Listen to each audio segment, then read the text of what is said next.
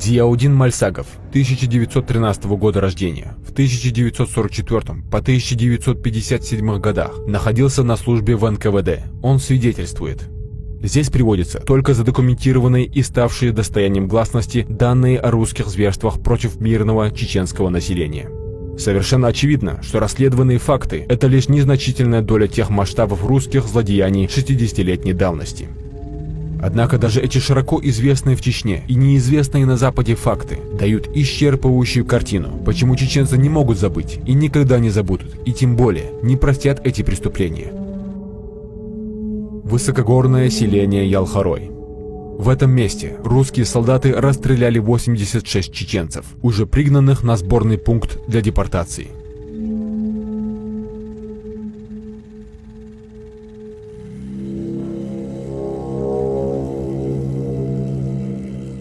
Высокогорное селение Хахилги, общество Эхха. В местечке между Зингала и Бийци русские солдаты расстреляли немощных стариков, мужчин, женщин и больных, силы, отобранных у близких, которые транспортировали их на себе. Всего было расстреляно 32 человека. Чеберлоевский район, озеро Кизиной-Ам. Здесь было осуществлено массовое затопление нетранспортабельной части населения. Точное число потопленных чеченцев неизвестно. Итум-Калинский район. В этом районе русские солдаты, чтобы не утруждать себя вопросами транспортировки, да и потехи ради, забрасывали гранатами и бутылками с зажигательной смесью дома с больными людьми. Точное число убитых чеченцев неизвестно. М.А. Амиров, житель села Алхазурово, свидетельствует. Летом 1944 года Иб Алхастов из Хелдехароя Итум-Калинского района со своими товарищами переправлялся через горы Пешхоя. В одном месте они наткнулись на следы преступлений советских войск. На дне многометрового отвесного обрыва они обнаружили 12 тел мирных жителей со следами штыков и пуль. В их числе была женщина с ребенком. Девочка около 3 лет. Штык, воткнутый в спину женщины, вышел через спину этой девочки.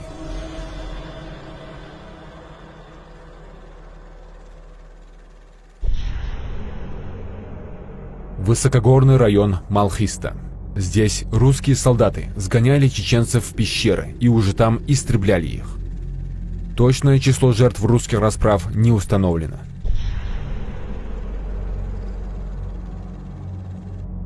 Ножа-Юртовский район.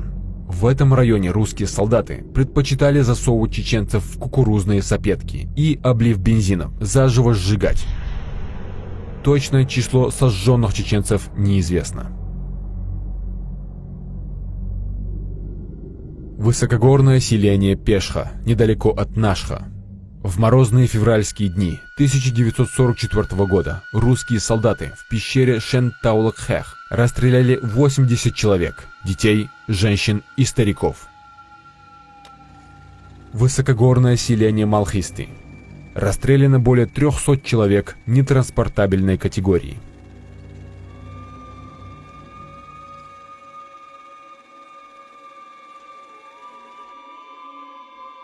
Урус-Мартан, районная больница, 23 февраля 1944 года. В этот трагический день больные, собранные из ближайших населенных пунктов, были доставлены в эту центральную Урус-Мартановскую больницу. В общей сложности набралось 72 больных, которые затем живьем были сброшены во враг, расположенный в 10 метрах от здания больницы и засыпаны мусором. Общество Терлой, населенный пункт Арстах. Русскими солдатами было осуществлено здесь массовое истребление группы немощных чеченцев. Общее количество истребленных людей не установлено. Ачхой-Мартановский район, на юге селения Валерик. В этом месте был зверски убит Висита Анзоров, скрывавшийся в надежде спасти своего 10-летнего сына. Русские солдаты отрезали голову Висите, а 10-летнего мальчика взяли в плен. Затем русские принесли голову Виситы к мечети селения Шалажи и на площади села, перед мечетью, играли в футбол, используя вместо мяча голову Виситы.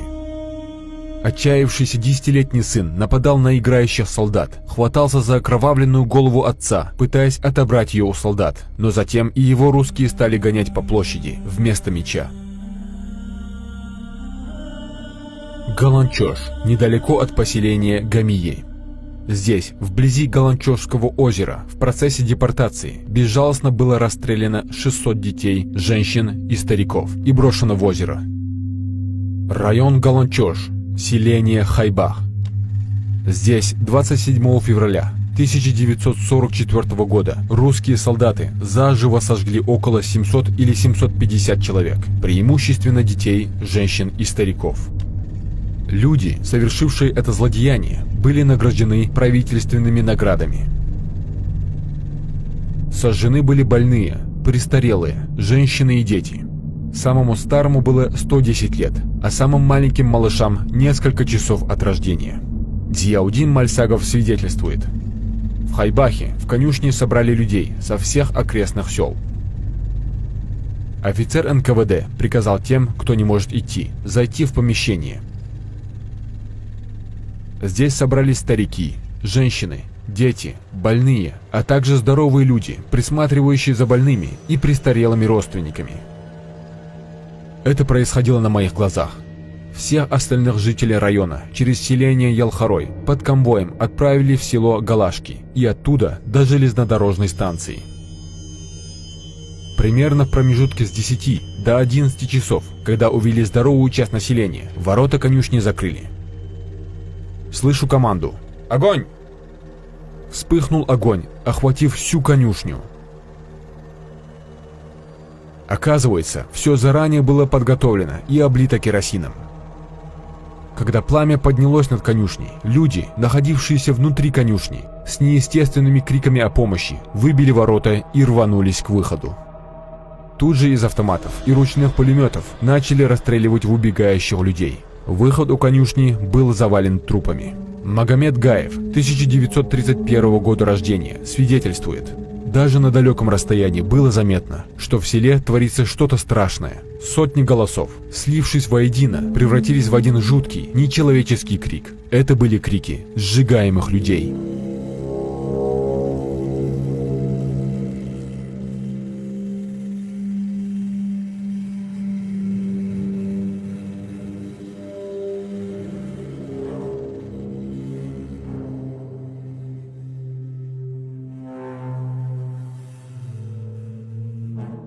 Насербек Ганашев рассказал следующую историю. В вагоне-телятнике было тесно, лежать было негде. Люди с трудом умещались сидя, поэтому приходилось лежать по очереди. Отдыхали только тяжело больные. Болели многие, особенно дети. Помню очень плохо, в тот злополучный день было 5-летнему мальчику. У него был сильный жар, он просил пить. На одной из станций нашего эшелона мать этого мальчика подвела его к заглянувшему в вагон офицеру. Она просила позволить набрать хотя бы снега для сына. К мольбам женщины присоединились и находившиеся в вагоне старики. И тогда военный схватил плачущего ребенка и сошел с вагона. Мы все с облегчением подумали, что он хочет напоить его, но вместо этого офицер швырнул ребенка в кузов одной из машин с трупами, крикнув: «Все, теперь вода не понадобится». Бедная мать ребенка кинулась к машине, но раздавшийся глухой выстрел остановил ее навсегда. Тогда на убийцу кинулся старший сын, но и его постигла та же участь. Его расстреляли в упор. За 13 дней пути только из одного нашего вагона вынесли 24 трупа. Из большого количества смертей не все тела увозили. Многие трупы оставляли лежать вдоль железной дороги, так и не погребенными. Другой ужасный случай рассказала Сайдат Муртазалиева, уроженка Гудермеса. В те холодные дни мне было 8 лет, но, несмотря на свой возраст, я хорошо понимала, что нас везут в ссылку.